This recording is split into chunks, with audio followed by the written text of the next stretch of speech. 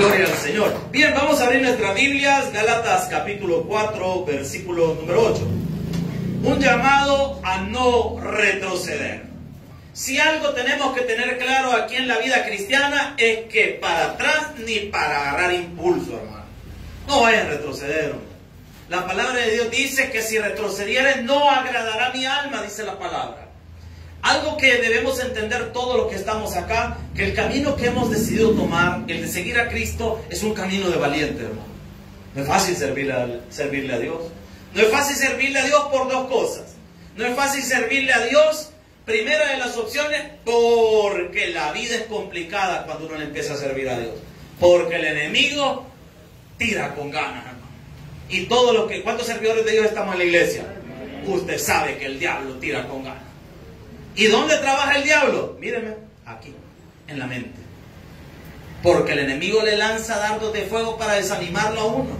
Y va a ir a la iglesia. Y ya viste cómo son los hermanos. Y ya viste qué feo te ven los hermanos. Y ya viste.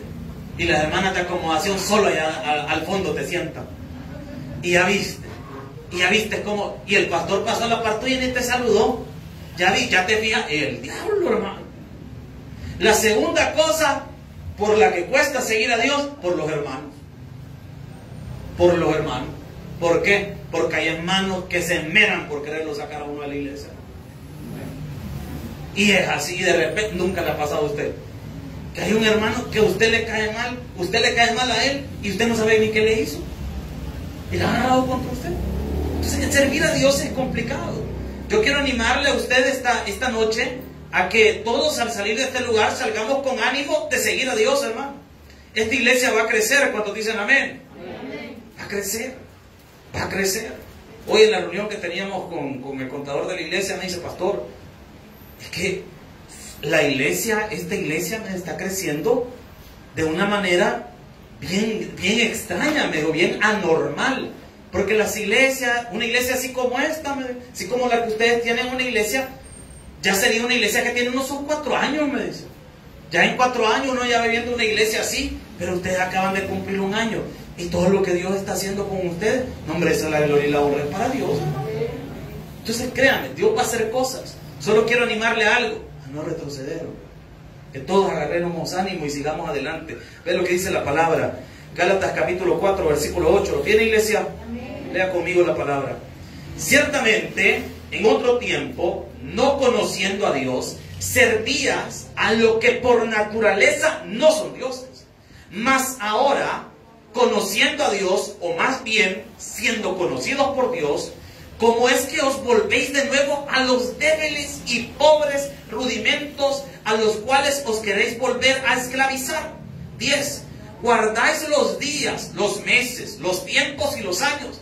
Me temo de vosotros que haya trabajado, como dice, vano con vosotros. Buen Dios y Padre que estás en los cielos, gracias te damos, Señor, por esta noche, por la palabra. Te pido que esta palabra nos confronte el alma y el espíritu, y que todos acá, Señor, salgamos edificados y llenos de tu presencia. Bendice grandemente nuestras vidas, Señor. Gracias por este privilegio que me das de poder estar en tu iglesia, en tu casa, Señor, sirviéndote. Gracias por la vida de mis hermanos y esta hermosa congregación que tú, Señor, has reunido en este lugar. Bendice grandemente nuestras vidas en Cristo Jesús. Amén y amén. Puede tomar su asiento.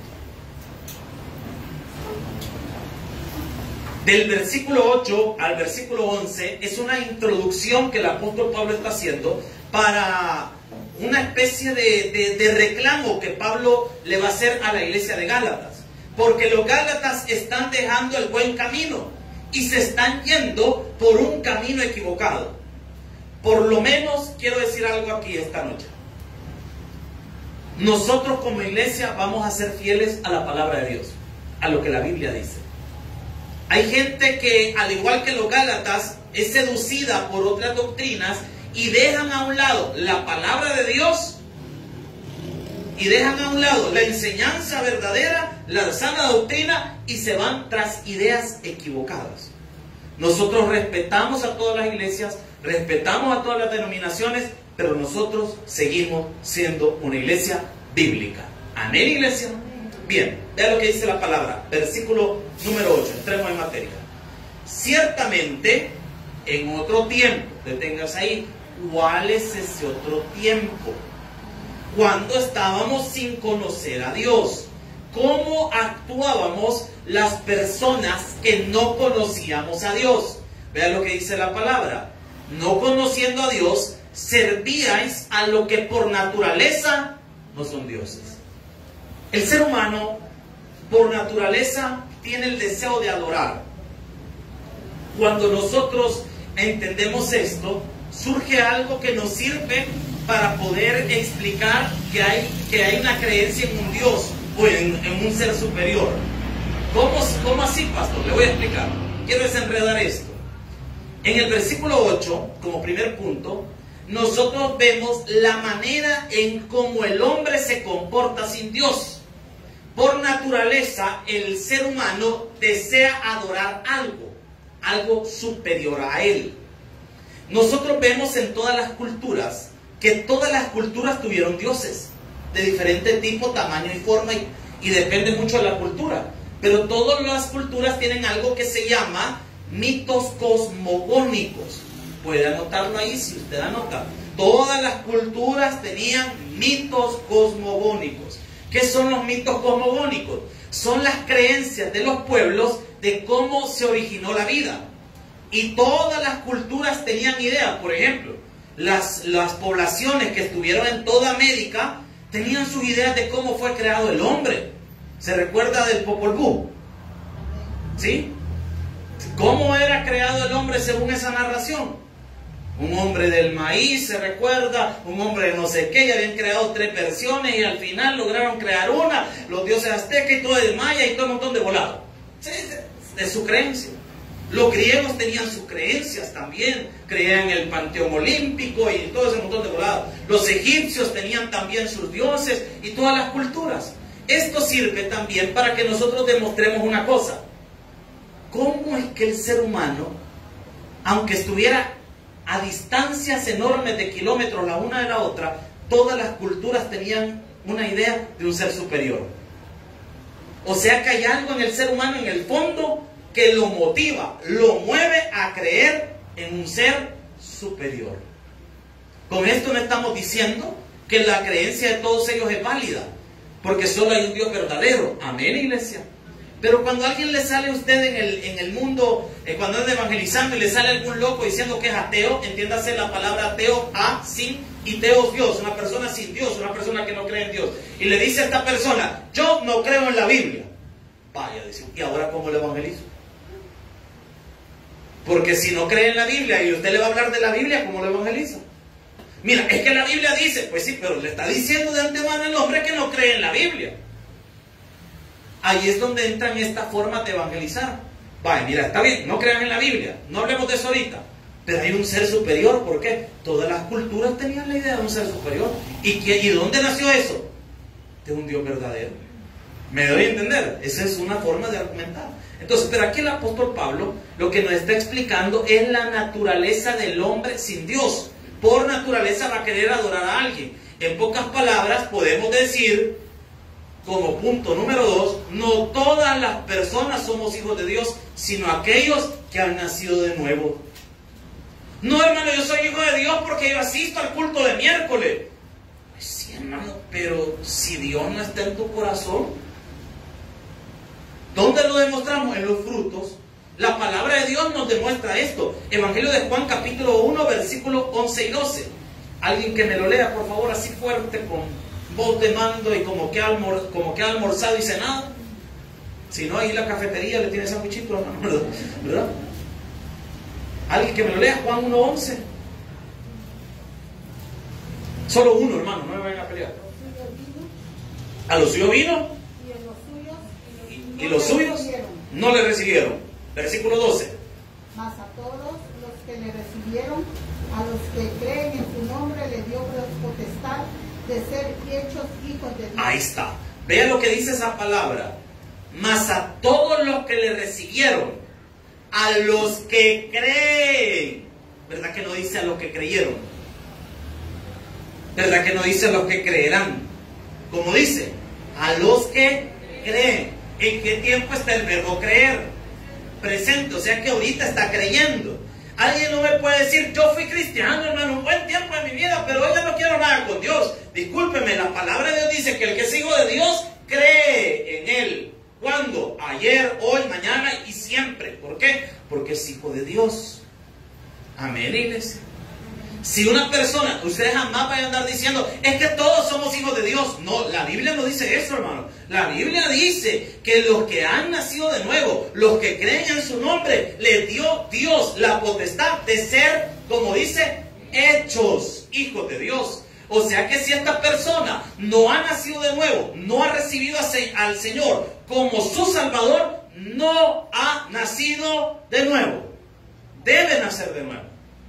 Por eso, hermanos que tienen hijos acá, confronte a sus hijos con la salvación de sus almas.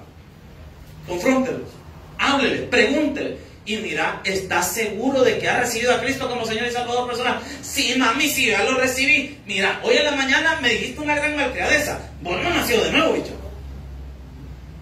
¿Me entiendes?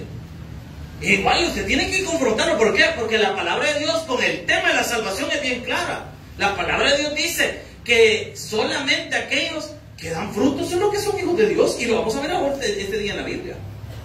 Solo los que han recibido a Cristo son las personas que van a dar fruto. Si alguien no ha recibido al Señor, te es necesario nacer de nuevo. ¿Y qué dice la Biblia acerca de esto? Volvamos al 8. Ciertamente en otro tiempo, no conociendo a Dios, servíais a lo que por naturaleza no son Dios. Mire, dejen de andarme criticando a la gente que no asiste a una iglesia y tiene creencias raras. ¿Por qué no la critico? ¿Por qué no hablo mal de Dios? Porque él no tiene a Dios. Y está muerto en sus delitos y pecados. Y está cegado por la naturaleza humana y por la naturaleza caída. Él no entiende, ella no entiende. Si usted viene y se pone a pelear con una persona y le dice, no, es que vos no tenés que andar adorando ídolos, vos no tenés que andar adorando esto. Pues sí, pero si la persona no ha nacido de nuevo, no le va a entender, hermano. No le va a entender. ¿Por qué? Porque el que le abre el entendimiento es Cristo. Su plática debe ser cristocéntrica. ¿En qué sentido? De llevarlo a Jesús como su único y suficiente Salvador personal. Las demás cosas, Dios le va a ayudar a entenderla. Pero el principal objetivo nuestro es predicar que Jesucristo salva. Amén, iglesia. Vaya, bien. Vea qué más dice la palabra. Versículo 9. Más ahora, conociendo a Dios, y vea qué interesante, o más bien siendo conocidos por Dios, ¿cómo es que os volvéis a los débiles y pobres rudimentos de los cuales os queréis volver a esclavizar? Este versículo tiene tres partes y tres cosas que tenemos que entender. Primera de esas tres partes del versículo 9, dice la palabra, más ahora. ¿Cuándo? Ahora, en este tiempo, conociendo a Dios. Deténgase ahí. ¿Cómo es que conocemos a Dios? Y esta es una muy buena pregunta. ¿Cómo es que conocemos a Dios? Porque dice que vamos a estar conociendo a Dios. Y la siguiente parte dice, más bien, siendo conocidos, ¿por quién dice la Biblia? Vaya. Yo conozco a Dios a través de las Escrituras. De esa forma yo conozco a Dios. Yo conozco a Dios orando. Yo conozco a Dios leyendo la palabra. Yo conozco a Dios viniendo a la iglesia. De esa forma yo conozco a Dios. No, hermano, yo sé bastante del Señor. ¿Lee usted su Biblia? ¿Ora usted? ¿Se congrega usted? ¿Está usted constante en su servicio en la iglesia? ¿Está usted constante estudiando las Sagradas Escrituras? No, pastor, no conoce ahorita de Dios. Y en nuestro conocimiento de Dios, o mejor dicho, nuestro conocimiento de Dios se verá reflejado en nuestro estilo de vida. Voy a preguntarle algo. ¿Cuánto vivimos con más de 2 personas en la misma casa? ¿Conoce usted la gente con la que vive en esa casa? Pregunto, ¿alguna de las personas que vive en su casa es enojado o enojada? ¿O usted es el enojado o la enojada? Si usted sabe, por ejemplo, que a su esposo, hermana, no le gusta el loroco, por decirle algo, usted va a hacer, voy a hacer una torta y le voy a bañar el loroco para el cumpleaños de mi esposo. ¿Verdad que no lo va a hacer así? Por ejemplo, a mí en lo personal, a mí me gusta el pastel, pero no mucho. Yo amo el tres leches, hermano. Yo me puedo comer un tres leches yo solo. Grande, familiar, ya lo he hecho. Yo sí, hermano. Porque me gusta. Yo sí me lo devano. Chicharrones, no se diga, hermano, ni me lo ponga en la mano, me lo voy a comer, le voy a morder la mano, pues. Para que me entiendan. Entonces, cuando usted conoce a alguien, usted aprende qué le gusta y qué no le gusta. Cuando usted conoce a Dios, usted va a aprender qué le gusta a Él y qué no le gusta a Él. O sea que usted va a ver reflejado en su vida su conocimiento de Dios. Y vea qué interesante es esto. Y dice la Biblia que vamos a ser conocidos por Dios. Y aquí viene una pregunta que quiero hacerle a la congregación, porque estamos en un estudio bíblico. ¿Amén o no amén? Yo le puedo preguntar y usted también me puede preguntar. Así que le voy a preguntar algo. Hermano, pregunto, ¿cómo es que vamos a ser conocidos por Dios y no Dios ya nos conoce a todos? Pero porque Pablo dice que vamos a, entonces, porque vea lo que dice el versículo 9. Póngale atención. Mas ahora conociendo a Dios, o más bien siendo, ojo, conocido por Dios. Siendo. ¿Cómo es eso? ¿Nos conoce o no nos conoce? ¿Cómo resolver, cómo desenredamos esto? Definamos a qué tiene Pablo en la mente a la hora de decir conociendo, siendo conocido por Dios. Entendamos esto. Lo que Pablo tiene en la mente no es la palabra conocer de identificar, sino conocer de reconocer. Mire, yo he estado en muchas velas y entierros. Y en muchas velas y entierros surgen hijos que no había reconocido el difunto. Y siempre, mire, es terrible, cuando hay dinero de por medio, aparece alguien que afirma ser hijo. Por eso a todos los, ¿cuántos hombres están acá en la casa del Señor? Mire, si usted se descuidó por fuera, revise. Siga. Porque si no, le aseguro que el día que aquí, no voy a ser, hasta ahorita aquí nunca hemos tenido ninguna vela, aquí en la iglesia, en el local nunca. Pero imagínense, aquí lo vamos a tener y de repente va a aparecer todo callado y va a aparecer uno y dice, ay, mi papá, papá. Y no, es que fíjese que se recuerda una mesera ya del Kentucky. No, es tremendo, pues pasan ese tipo de cosas. Pero ¿qué pasó? A él es un hijo no reconocido. Y están los hijos reconocidos. Que el padre dice, sí, ese es mi hijo. Dios creó a toda la humanidad y todos los seres humanos somos criaturas de Dios. Pero los que son sus hijos son los que han nacido de nuevo y lo han recibido a Él. Juan 1, 11 y 12. Entonces, cuando yo recibo a Cristo como Señor y Salvador personal, el Padre me reconoce como uno de sus hijos. ¿Por qué? Porque tengo su sello en mí y la sangre de su Hijo me ha redimido. ¿Cuál es el sello? El Espíritu Santo de Dios en mi corazón. Amén. ¿Cómo le demuestro esto? Vámonos a la Biblia, porque recuerde que todo hay que demostrarlo con la Biblia. Mateo capítulo 7, versículos 15 y 16. Este sí lo vamos a leer todos. Mateo capítulo 7, versículo del 15 al 16. ¿Está aprendiendo, iglesia? O sea que lo que Pablo tiene en la mente cuando está diciendo siendo conocido por él es que él nos reconoce como sus hijos. Porque más de alguien puede decir yo soy hijo de Dios, pero si Dios no te ha reconocido como hijo porque no ha recibido verdaderamente a Jesucristo, no eres hijo de Él. Aunque usted ande una camisa que diga Taber, y aunque en la casa usted le ha puesto 100% Taber. No, pero ya compré mi nueva Biblia, yo soy cristiano. Hermano, Jesús debe estar en tu corazón. Jesús debe estar en tu corazón. Y vea lo que dice la palabra, 7, 15 y 16. Vea lo que dice la Escritura. Guardaos de los falsos profetas, que vienen a vosotros con vestidos de ovejas, pero dentro son lobos rapaces. O sea que hay gente en las iglesias que no conocen verdaderamente a Dios y son lobos rapaces. Usted no puede saber aquí quién es trigo y quién es cizaña. Usted vuelve a ver a su vecino y dice, yo a usted le veo otra vez cizaña.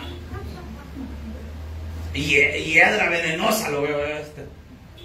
¿De qué plante, de qué le ve a su hermano ahorita, hermano? Yo le veo plante de mozote. o es que, ay, vea usted, ¿verdad? Pero mira, hay algunos que no son verdaderamente creyentes y eso solo Dios lo sabe. Por eso es que no podemos decir, no puede tomar la autoridad de la iglesia y decir, vaya, vamos a sacar aquí a los que no son de Cristo. ¿Cómo lo vamos a saber? Si el trigo y la cizaña cuando están tiernos no se diferencian, se parecen demasiado. Aquí hay trigo y aquí también hay cizaña, hermano, entre nosotros. Y también hay que tener cuidado porque dentro de la iglesia evangélica algunos maestros de la palabra no son verdaderos maestros de la palabra, son lobos rapaces. Lobos rapaces. Por eso usted tenga cuidado a quien le presta sus oídos. Ay, viera, yo he encontrado un predicador en internet bien chulo ese hombre, viera cuánto me ha enseñado. Pero mi pregunta es, ¿qué te ha enseñado? ¿Te ha enseñado la sana doctrina de la palabra de Dios o te ha enseñado cosas que no están en la Biblia? Si alguien está enseñando cosas que no están en la Biblia, lobo. Si solo aullar le falta, hermano. Pellizque le va a hacer ruido. Lobo. Vea qué dice la palabra, versículo 16. Por sus frutos, repítalo conmigo, por sus frutos, y hace una pregunta. ¿Acaso se recogen uvas de los espinos o higos de los abrojos? ¿Cómo sé que una persona nació de nuevo? Sus frutos. Sus frutos. Su fruto. Su vida. ¿Cómo es la vida de esta persona? La carta de presentación de un creyente no es la ropa que anda encima. La carta de presentación del creyente es su vida. Es su vida. Las palabras son importantes, pero el ejemplo arrastra, hermano. ¿Cómo es su vida? ¿Qué dice su vida? ¿Refleja la vida de un hijo de Dios? La manera en que usted se comporta, hermano y hermana, y con todo respeto se lo quiero decir, pero la forma en que nos comportamos, ¿reflejamos a un Dios vivo? Mire, yo el día de ayer tuve una pesadilla horrible. Me levanté hasta asustado, se lo confieso. No le voy a contar de qué fue la pesadilla, no crea que le voy a chambear bien, lo voy a dejar hacia media. Y me levanté y empecé a estudiar la escritura cuando me levanté. Y el Señor comenzó a hablarme a mi corazón. Y me empezó a decir qué cosas tenía que cambiar. Vas a dejar de ser así. Mira, sos muy bravo, tenés que bajarle 2 rayitas a la bravura. Tenés que ponerte bozal porque ya casi mordes a la gente, ¿verdad? Calmate, ¿verdad? Tranquilízate. Mira, hay que cambiar esto, hay que cambiar aquí. ¿Por qué? Porque si su vida no está reflejando a Cristo, ni mi vida está reflejando a Cristo, ¿qué estamos haciendo, hermano? Por su fruto lo conoceréis.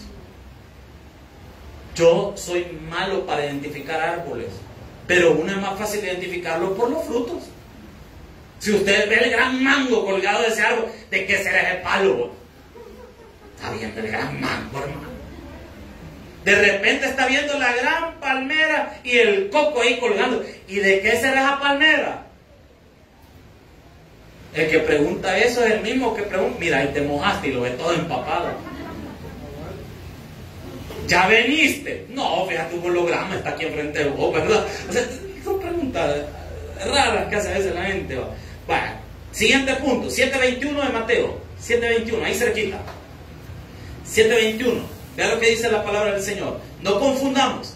El fruto que Dios espera que nosotros demos es un cambio en nuestro comportamiento. Dios quiere que cambiemos. Todos los que estamos acá tenemos que cambiar. Amén, iglesia. No, hermano, yo así soy. Mentira. ¿Por qué? Porque si Dios lo ha recibido a usted, o mejor dicho, usted recibió a Cristo como su Señor y Salvador personal, dice la palabra que le dio el Espíritu Santo, y la Biblia dice que todo lo puedo en Cristo que me fortalece. ¿Cómo es eso que no puede cambiar? No hay algo que usted no pueda llegar a cambiar. ¿Por qué? Porque la palabra de Dios nos dice que Dios nos da la fuerza para hacerlo. Usted y yo solo no podemos, pero ahora tenemos a Cristo a nuestro lado. Amén. Y todos tenemos que cambiar, porque todos todavía nos falta bastante. Pastor, y cree que yo ya crecí espiritualmente. Yo lo veo enano todavía. Enano en la fe. Pastor, ¿y usted cree que usted ya creció espiritualmente? No, también estoy enano. Los pitufos nos dicen a todos nosotros. ¿Por qué? Es que no hemos cambiado totalmente, pero algo del fruto le hemos dado. Ah, pero yo estoy sirviendo, ese es un fruto. Vean lo que dice la palabra. 7:21, ¿lo tiene? No todo el que me dice, Señor, Señor, entrará en el reino de los cielos, sino el que hace la voluntad de mi Padre que está. Vale, ¿cuál es la voluntad del Padre? Juan capítulo 6, versículo 40. No voy a perder Mateo 7:21 para que vea cuál es la voluntad del Padre. Ya ver, hermano, hay que hacer obras para salvarse. No, ya va a ver cuál es la voluntad del Padre, que eso es lo que Dios quiere que todos nosotros hagamos. Juan 6:40, ¿alguien lo tiene que me lo pueda leer? Juan 6:40. Vamos avanzando porque el tiempo me está terminando. 6:40. Solo uno, hermano, no van a pelear. Ajá. Y esta es la voluntad del que me ha enviado. Ajá. Que todo aquel que vea al Hijo y cree en Él tenga vida eterna, y yo le resucitaré en el día postrero. Esa es la voluntad del Padre. El que hace la voluntad del Padre. ¿Y cuál es la voluntad del Padre? Que todos conozcamos a Cristo, y que conociendo a Jesús lo recibamos como Señor y Salvador personal, y que todos nosotros, después que nosotros ya lo recibimos, llamemos a más personas para que también conozcan al Hijo y por ende puedan conocer al Padre, y el Espíritu Santo entre en sus corazones. Esa es la voluntad del Padre. Amén. Ahora volvamos a Mateo 7:21. No todo el que me dice Señor, Señor, no todo el que lo dice solo de palabras entrará en el reino de los cielos, sino el que hace la voluntad de mi Padre que está en los cielos. ¿Y cuál es la voluntad del Padre? Conocer al Hijo. Amén. Pero alguien diría, mire, pero yo he hecho muchas cosas ministerialmente hablando, eso debe ser un fruto.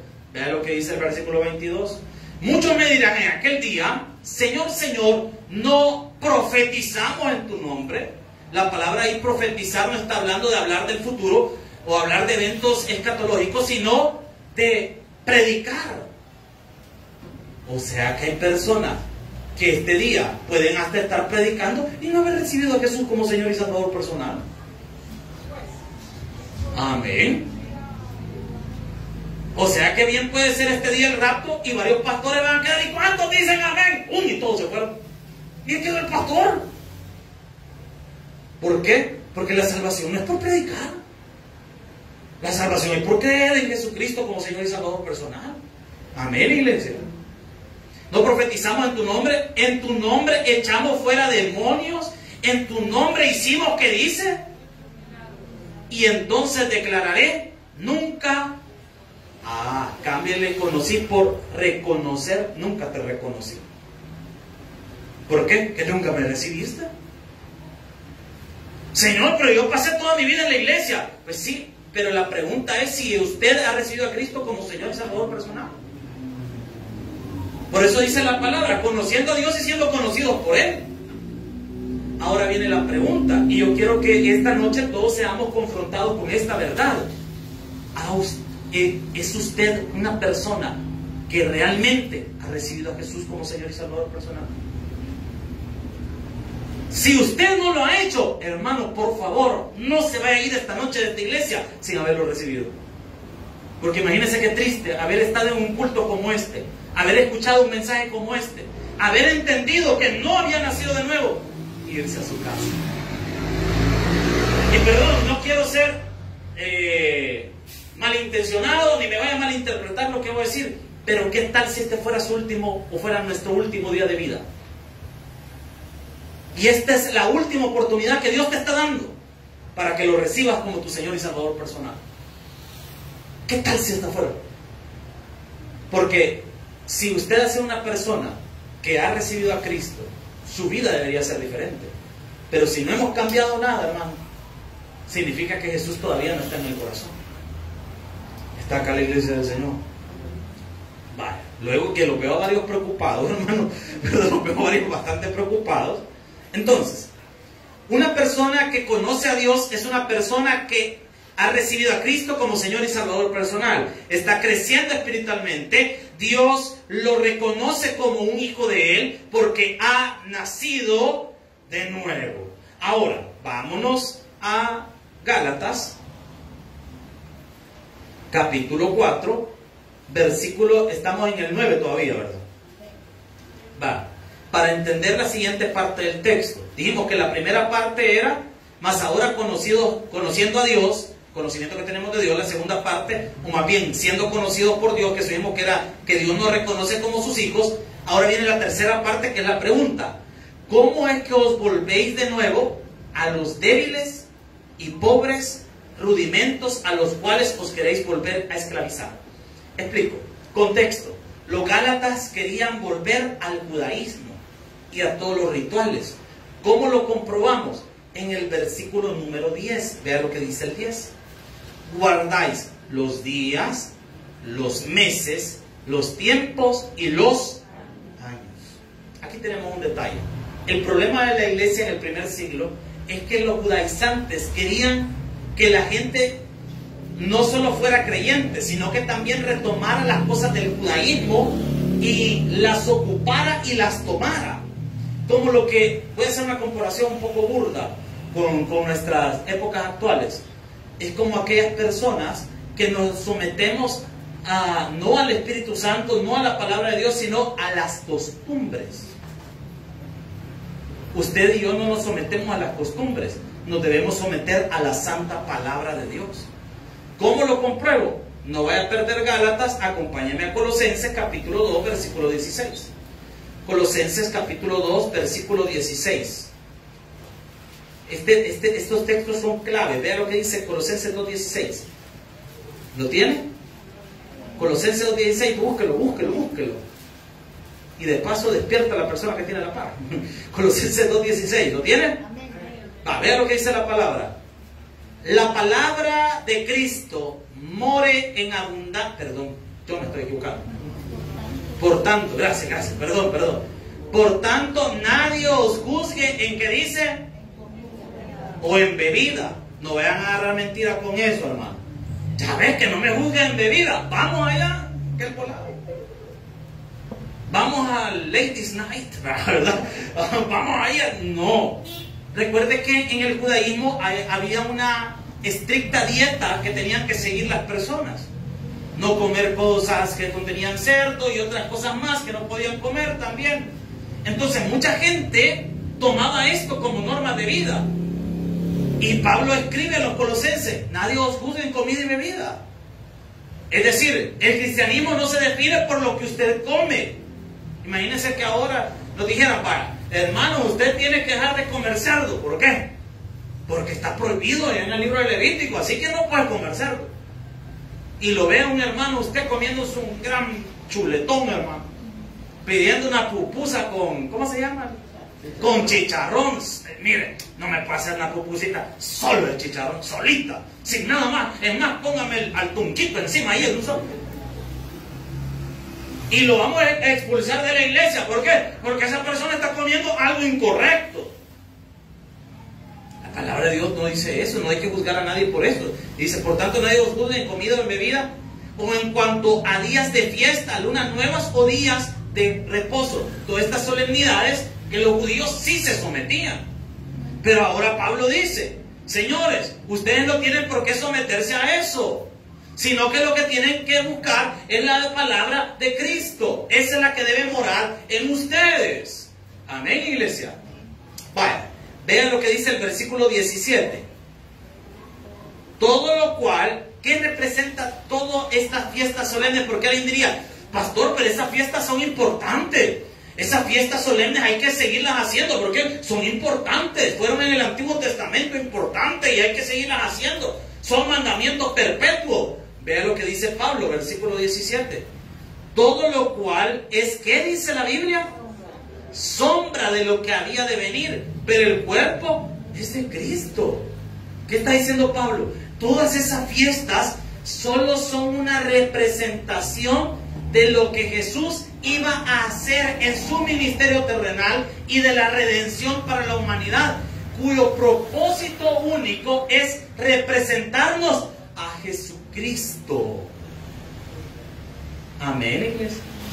Si alguien aquí anda buscando y diciendo, mire, yo siento que soy judío, voy a empezar a utilizar un kippah para venir a la iglesia y voy a empezar a orar, es que mire, ya me di cuenta que yo vengo de una tribu judía. Hermano, ¿y cómo sabe usted que viene de una tribu judía? Ay, que yo me he dado cuenta. ¿Cómo, hermano? Mire, si nos rastrearan los genes, le aseguro que salen muchas cosas, pero menos judíos, hermano, muchos de nosotros. Yo siempre me he querido hacer un test de esos de sangre, de los que le rastrean el origen de la sangre a uno. Yo siempre he tenido esa pila. Algún día digo, quisiera saber, y yo imagino que le van a tomar a uno la muestra de sangre y va a salir, claro que es tu padre, ¿verdad? O sea, algo así, ¿verdad? Pero o sea, pila de uno, ¿verdad?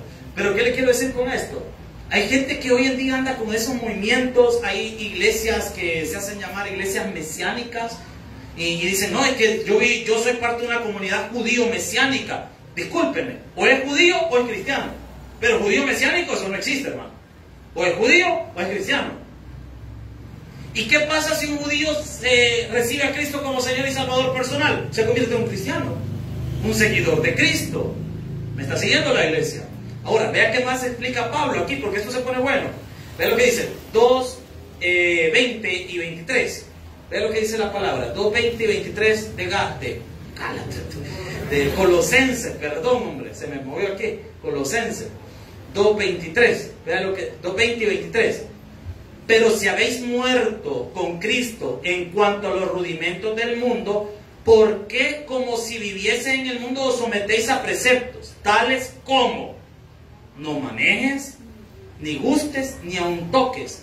Esto está haciendo referencia a la vida que llevaban las personas que se sometían al judaísmo. No toquen, no hagan esto, no hagan aquí, no se acerquen a esto, no se acerquen a los muertos, no hagan esto, no vayan a esto, apártense.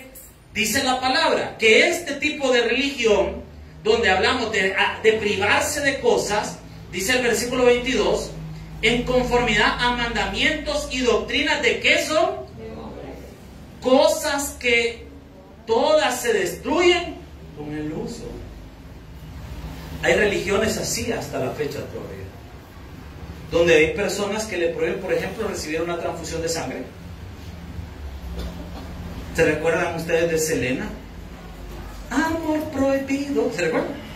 No hay nada que la ha cantado, ¿no? Yo canto una siempre que voy en el carro, la del carrito. Carcacha, paso a pasito, no me vayas a dejar, ¿verdad? Porque cuando vamos en la noche, ¿verdad? Porque hay volados peligrosos, ¿verdad? Entonces, mire, ¿se recuerdan ustedes de ella? ¿Qué pasó? La familia de ella era parte de una de estas denominaciones, de una secta de estas, que le prohíben hacer varias cosas a las personas, entre ellas transfusión de sangre. Una transfusión de sangre le pudo haber salvado la vida, pero no se la quisieron hacer los papás, murió. Y hay religiones que son así, que le prohíben. Hay religiones donde el líder de la iglesia le prohíbe a la gente de la iglesia qué hacer y no hacer usted. Ay Dios, algunos de ustedes que yo le diga, hermano, no haga eso, más lo hacen. Porque yo entiendo una cosa, nosotros en la iglesia cristiana, en la iglesia bautista, entendemos que la autoridad del pastor es en la iglesia. Lo que usted hace afuera de la iglesia es cosa suya, hermano. Es cosa suya. Yo aquí lo puedo aconsejar, le puedo decir, puedo llevar la dirección de la iglesia, pero allá afuera usted decide qué hacer con su vida, hermano. Amén. Si usted me incluye en sus planes y me pregunta, yo le voy a dar mi opinión, pero al final es decisión suya. Si usted hace o no hace las cosas, es decisión suya. Si a uno no le suelen preguntar antes de empezar una relación, solo la inician, ¿verdad? Y después vienen y le preguntan a uno, pastor, ¿y usted cree que haya sido buena idea empezar esta relación? Y yo, ya, ¿para qué me pregunta usted? Me hubiera preguntado antes, pero ya cuando está enrollado y todo, y que hasta quieren casar, pastor, quiero contarle algo. ¿Qué pasó, hermano? ¿Conoce a fulano de tal? Sí, el que viene, el que no se baña. Ay, fíjese que es mi novio. Uy, hermana. ¿Y eso? ¿Y desde cuándo? Es que nos veíamos en secreto. En la iglesia no nos hablamos, pero ya nos veíamos en el monte. Ay, no, me molesta, ¿no? O sea, ¿me explico? Entonces, cada quien decide por sí mismo. Y mucha gente se somete a preceptos como estos, que son mandamientos de hombres. Son mandamientos de hombres. Hermano, usted tiene que, por decirle algo, peinarse como yo me peino. Porque si usted no lo hace, usted no es parte de la iglesia. ¿Usted cree que eso es mandamiento bíblico? No. Te peínese como usted quiera. Usted no va a venir con un gran curucho, ¿verdad? Ahí, pero esto no es suya. Te peínese como usted quiera. Imagínense que pusieran una regla tan absurda como esa. Y los hermanos que le está cayendo el pelo.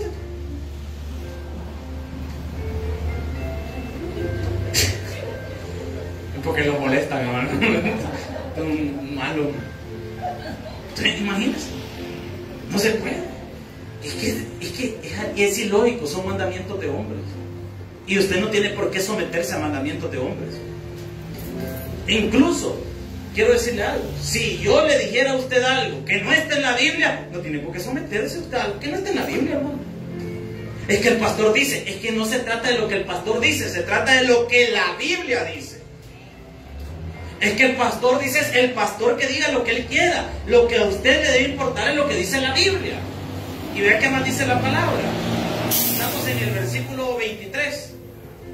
Tales cosas tienen a la verdad cierta reputación de sabiduría, en culto voluntario, en humildad, en duro trato del cuerpo, pero no tienen el que dice contra los apetitos de la carne. Es que lo único que puede calmar la carne es lo de Dios. Es la palabra de Dios. Ahí no hay otra cosa, hermano. No, es que mire, yo como soy un gran pecador, yo lo que he pensado es taparme los ojos y todos los días andar con los ojos tapados para no pecar. Usted está tratando su cuerpo bien duro, pero contra los apetitos de la carne no sirve. Durante la Edad Media los monasterios se hicieron muy famosos. Y la gente se iba a las montañas a vivir a los monasterios para evitar vivir una vida pecaminosa. Y vivían allá en los monasterios. Pero ¿sabe qué se dio cuenta la gente? Que a pesar de aislarse de la gente, la capacidad de pecar siempre estaba. Entonces, ¿qué inventaron en la Edad Media? Martirizarse. Y empezaron a pegarse con látigo en la espalda para quitarse lo pecador. Por cada mal pensamiento, 3 latigazos. Ay, muchos de nosotros ni espalda tuviéramos ahorita, hermano. ¿Por qué? Me traté duro el cuerpo, pero mi apetito de la carne no lo cambia eso. Solo lo cambia la palabra de Dios. Y finalizo con esto, porque el tiempo ya se me terminó. Vámonos a Gálatas. 4:10 estábamos. Versículo 11, con esto termino. Me temo de vosotros que hayáis trabajado en vano. Le voy a explicar. Finalizo con esto, porque esto es lo más importante. Hay lugares, hay personas que a veces uno está trabajando en vano con ellos. ¿Por qué? Son gente que no quiere cambiar. Si alguien no quiere cambiar y no quiere a Cristo como Señor y Salvador personal, le doy un consejo: no se desgaste con esa persona. No, es que yo voy a estarlo aconsejando. No quiere cambiar, ahí déjelo. No quiere cambiar, que se den los tiempos. Un trabajo en vano. Pablo le dice a los Gálatas: yo siento que como ustedes, Gálatas, trabajan en vano. ¿Por qué? Porque Pablo les había enseñado la sana doctrina, les había instruido en el conocimiento de las Escrituras, les había enseñado la palabra de Dios, pero bien enseñadita. Pero nadie cambiaba. Y en lugar de eso, retrocediendo estaban. Entonces, ¿qué dice Pablo? Siento que trabajen en vano con ustedes. Le doy un consejo, hermano: no trabajen en vano. Hay personas que no quieren cambiar. Ahí déjenlos. Concéntrese en la gente que se quiere de Dios. Un amigo me decía una vez cuando estábamos evangelizando: mira, si una persona no quiere nada con Dios, no perdas tu tiempo. Solo sembrar la semilla, apartate y busca otra que sí quiera más de Dios. Porque habemos personas que allá en el evangelismo podemos estar 2 horas con la misma persona y la persona le dice, no quiero recibir. Hermano, reciba a Cristo, no tengo ganas. Hermano, deberían hacer, no quiero, que no quiero, hermano. Hermano, lo llevo a la iglesia, no quiero. Hermano, lo llevo chiñado, que no quiero, hermano. Si no quiere, no quiere, hermano. Si alguien no quiere nada con Dios, es cosa de él. Pero usted concéntrese en la tierra fértil. ¿Cuál es la tierra fértil? La gente que sí quiere algo con Dios, los que sí quieren oír la palabra de Dios. Oro al Señor y le pido a Dios que toda esta hermosa congregación, todos seamos tierra fértil, hermano, con deseo de crecer espiritualmente, con deseo de ser diferente. Lo que usted y yo más debemos anhelar es una cosa, la palabra de Dios. Porque dice que el que ha nacido de Dios, el que ha nacido de nuevo, debe buscar las cosas de arriba. Le hago una pregunta. ¿Qué es lo único que usted y yo tenemos en este mundo que realmente viene de Dios? La palabra. La palabra es la única cosa en este mundo que nosotros tenemos con certeza que viene del cielo. Entonces dice la Biblia que debemos concentrarnos en las cosas de arriba. ¿Y cuáles son las cosas de arriba? La palabra. Porque el estudio de las Escrituras nos va a ayudar a cambiar. Y que la semilla que Dios ha depositado en nuestro corazón germine y dé fruto al 100%. Regalemos un fuerte aplauso al Señor. Amado Dios que estás en las alturas, gracias por la palabra que hoy hemos recibido. Gracias por la vida de mis hermanos y hermanas. Gracias por cada uno de los hermanos que han estado este día en el